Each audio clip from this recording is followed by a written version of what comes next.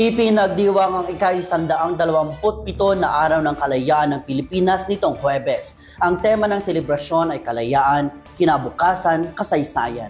Itinataguyod dito ang kasarinlan na pinaghirapan ng ating mga ninuno para sa hinaharap na pinangarap nila para sa bansa at ang kasaysayan na ating inaalala. Narito ang ulat.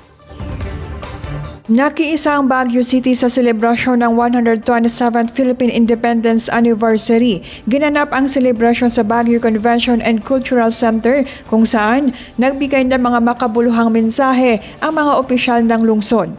Napakahalaga na alalahanin natin at tandaan ang ating nakaraan.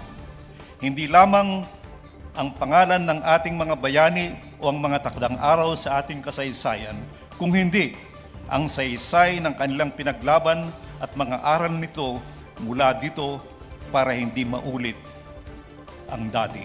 Sana po ay ating matutunan ang kalayaan hindi lamang tumutukoy sa pagiging malaya mula sa mga dayuhang mananakop, kundi pagiging malaya mula sa pang-aabuso ng mga may kapangyarihan, kalayaan mula sa katiwalian, korupsyon at sa kawalan ng katarungan. Isinagawa rin ang job fair sa pangunguna ng Dolicar, katuwang ang pamahalaang lokal at ang SM City Baguio.